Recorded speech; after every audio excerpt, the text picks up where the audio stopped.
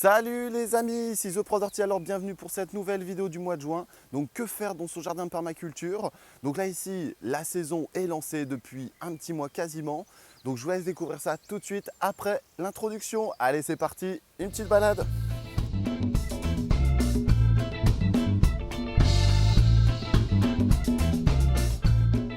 Alors voilà, donc là tous les végétaux sont plantés sur nos massifs ou dans la serre. Donc là ici on est sur différents massifs à l'extérieur puisque tout à l'heure nous irons faire un petit tour dans la serre.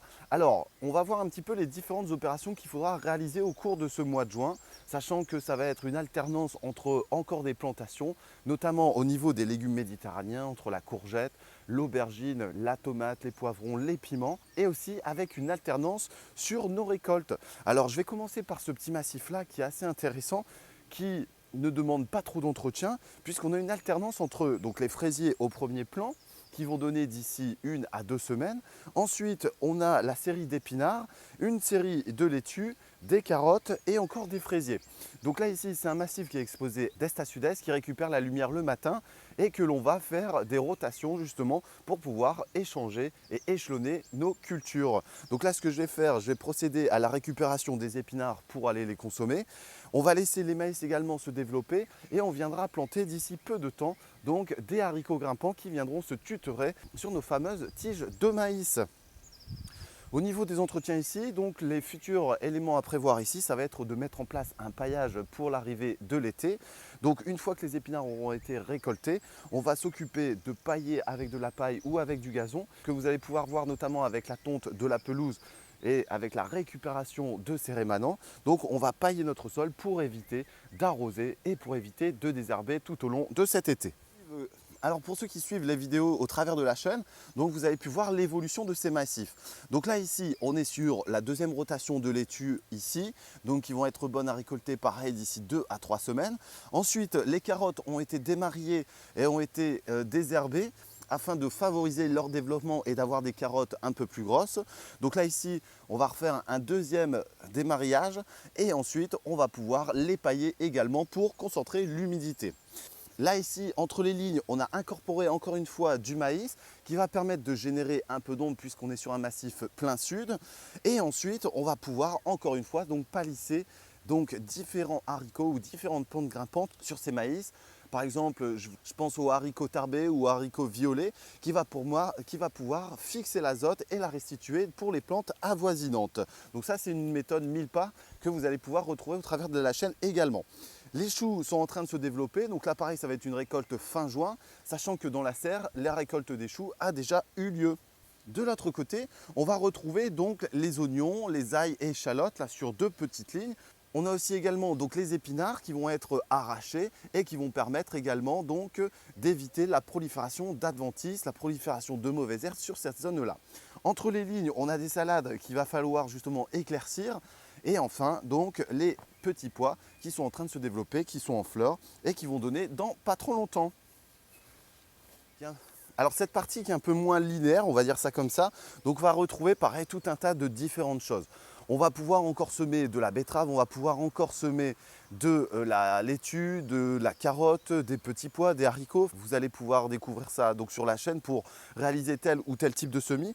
Cependant, donc c'est l'explosion ici foliaire, donc notamment ici sur les framboisiers qui vont donner dans pas très longtemps. Ensuite avec le coin des aromates, donc sur le carré potager. Ensuite on a l'angélique qui se met en fleurs. On va avoir les panais pareil qui vont fleurir. Donc c'est vraiment l'explosion de fleurs et de feuilles. Là ici, donc c'est un massif qui va être créé par la suite. Cependant, on a les asperges qui sont en train de se développer, donc qui ont été paillées au pied pour éviter la concurrence. Et on a planté donc différentes cucurbitacées tout le long de cet alignement, tout le long de cette haie, pour laisser grimper les tiges et aussi donc cultiver sur la hauteur pour gagner de la place ici sur notre potager. On a différents plants de pommes de terre qui sont en train de se développer également et on va reproposer au fur et à mesure donc la plantation de salades pour pouvoir avoir des récoltes en continu. Sur le devant, là, sur ce massif, qui est assez intéressant également, donc ça a été une concentration avant tout de betteraves, Donc pour éviter d'avoir de la hauteur sur ce massif, pour éviter de concurrencer les autres. On a les fèves qui sont en train de se développer correctement. Et là donc ce qu'on va pouvoir faire ici, notamment sur nos betteraves, c'est les démarier pour gagner de la place et pour avoir des betteraves qui soient plus grosses. Donc là la récolte va commencer d'ici fin juin pour les premières betteraves et vont s'échelonner quasiment jusqu'en octobre. Alors au passage, je tiens à remercier notre partenaire Ryobi qui nous a permis de tester la tondeuse sur batterie qui va nous permettre de passer au travers des massifs ici. Alors là ici, ce que l'on va faire, c'est récupérer donc, tous les déchets de tonte pour incorporer sur les différents massifs. Vous allez voir qu'il y a une évolution assez importante entre une plante qui est paillée et une plante qui ne l'est pas. Alors attention, si vous utilisez de la tonte en paillage, faites des fines couches parce que la tonte va fermenter, va pourrir, ou alors vous faites un mélange avec de la matière brune.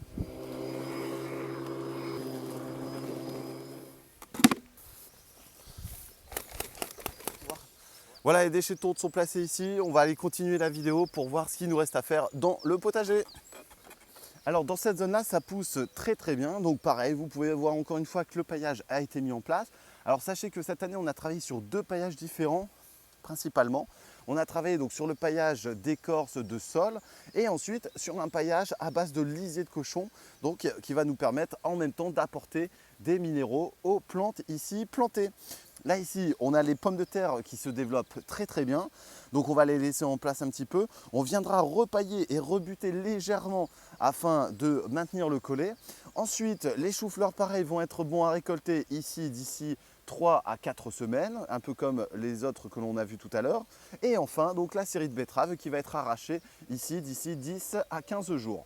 Juste à côté, on a des plants de mille-pas qui ont été sélectionnés, donc avec du maïs noir, avec du haricot aram et avec de la courgette au pied. Donc le tout pour éviter le désherbage encore une fois, pour créer un tutorage et un jardin vertical et enfin de fixer l'azote pour tous les végétaux ici présents. Alors sur cette partie-là, donc il est en cours de finition. On va y planter donc les derniers poireaux que l'on avait semés courant février-mars, qui vont être repiqués à l'intérieur. Ensuite, on va retrouver différents choux, donc les choux rouges, les choux cabus, les choux de Bruxelles, que l'on a mis par parcimonie à certains endroits pour éviter les proliférations de pyrides. Et on a un mélange donc entre les aromates, entre les poirées, la salade et des autres plants ici de physalis qui vont nous permettre d'assurer la récolte jusqu'en octobre, jusqu'en novembre.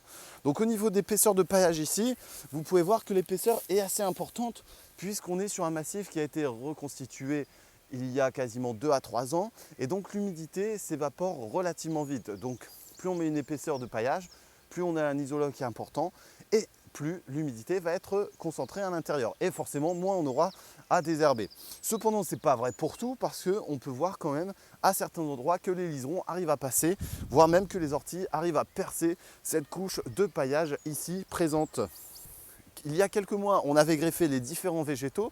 On peut voir leur taux de reprise. Donc ici, on est à 80%, ça reste correct. Il y a uniquement les pêchers qui n'ont pas pris, donc j'ai mal dû faire mon travail ici.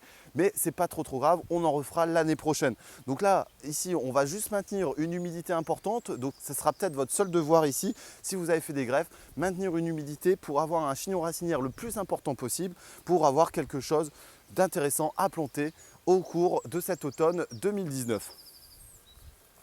Alors voilà, donc là ici, on est dans la serre, il fait très chaud, les températures sont favorables. Sachez que la vidéo est tournée 10 à 15 jours avant juin, forcément parce qu'il faut le temps de la préparer. Cependant, les tomates sont très bien avancées ici. Donc là ici, ce qu'il me reste à faire, donc ça va être de tutorer les tomates au fur et à mesure de la plantation, d'où les ficelles que vous pouvez voir. Sachant qu'on va tutorer également donc, les concombres, on va tutorer les melons et tous les autres plants ici qui auront besoin de monter sur la hauteur et de ne pas ramper ici. Sachant qu'on essaie d'utiliser toutes les strates ici de plantation. C'est-à-dire on va avoir des plantes qui vont monter comme les tomates ici à 3 mètres. Et enfin, on va pouvoir jouer avec des plants de couvre-sol comme le concombre, comme le cornichon, qui va nous permettre justement de produire en sous-bassement, d'avoir des récoltes plus importantes au mètre carré, puisqu'on aura des plantes qui vont donner en dessous, au-dessus, et il faudrait trouver donc des plantes sur la partie moyenne, avec des haricots par exemple. Donc là ici, les choux sont très bien partis, on peut le voir, pas d'attaque de pyrides, donc ça c'est intéressant ici. Au cas où, si j'avais eu des attaques de pyrides ici, j'aurais pu mettre ici du bacille, donc du Bacillus thuringiensis, qui est une bactérie qui va venir envelopper donc la chenille et qui est entièrement naturelle ici. Voilà, donc là ici, les futurs suivis, donc le palissage, l'arrosage et aussi donc un paillage en forte concentration ici pour éviter les arrosages inutiles. Surtout que dans une serre, il ne pleut pas forcément et donc la gestion des plants est totalement différente. Donc là ici, on va laisser monter les tomates, on va récupérer les salades qui sont plantées au pied et on va faire justement des cultures associées en utilisant le basilic, en utilisant le persil, le céleri, les tomates, les poivrons, les piments mis en associé pour éviter les attaques de parasites. En parlant des parasites, j'ai du puceron dans ma serre, j'en ai sur mes salades, j'en ai sur du lierre là qui pousse au travers des murs. Ce n'est pas un problème, sachant qu'il y a une régulation. Si j'avais mis uniquement des pieds de tomates sans rien d'autre, avec des sélections, avec des pieds qui soient assez chétives, là j'aurais eu des grosses attaques. Cependant ici ce n'est pas le problème, sachant qu'on est sur un environnement très riche en biodiversité, ce qui me permet de lutter naturellement contre le puceron ici. Attention toutefois quand même à certains parasites comme la mouche blanche, la lerode, qui va pouvoir s'installer sur vos tomates et faire des ravages assez importants. Donc là ici, pas grand chose à faire, je vais récupérer une autre salade pour ce midi. Ensuite, on va laisser tranquillement les tomates se développer et je pense qu'on se reverra d'ici 2 à 3 semaines pour pouvoir récupérer et manger nos premières tomates. Alors pour tous ceux qui veulent apporter du NPK, des éléments minéraux pour la culture de serre, vous avez différentes possibilités. Je pars ici d'apports naturels, d'apports biologiques. La première, ça va être l'enfouissement de plantes comme la bardane, l'ortie, la consoude qui vont pouvoir libérer donc de l'azote, du phosphore et du potassium ici. Ensuite, vous avez la possibilité de trouver des engrais naturels avec des mycorhizes comme ici le Vegetech que vous allez pouvoir découvrir ici. Ce Vegetech va me permettre d'apporter de l'azote, du phosphore, du potassium sous forme de petits granules qui vont libérer à diffusion lente pour l'intégralité de votre serre. Et je tiens à remercier justement Pro du Jardin qui me permet de tester et de faire des comparatifs justement au travers des cultures de serre. Donc là, ça peut être à vous de voir. Sachez que dans pas longtemps, on va faire un petit tuto sur la macération des orties et l'utilisation et l'application des orties dans son jardin. Voilà les amis, donc on a fait un petit tour vite fait du jardin, on a fait un petit tour des activités que vous allez faire justement à cette période du mois de juin. Donc n'hésitez pas à semer, n'hésitez pas à planter, vous avez vraiment des choses à faire. Donc sachez que ce que vous avez vu ici, c'est produit en nord de France, donc avec un climat qui est légèrement différent. Cependant, voilà, ça va être une généralité pour à peu près toutes les régions de France. Merci beaucoup, je vous laisse vous abonner en cliquant ici. Regardez les autres vidéos, n'hésitez pas, vous allez pouvoir retrouver sur les semis, les plantations et tout. Donc à très bientôt les amis, salut! Merci à Mano Mano de nous apporter son soutien et son partenariat. Vous allez pouvoir retrouver sur leur site les différents articles du jardinier et du bricoleur. Je vous laisse découvrir ça, ça vaut vraiment le détour.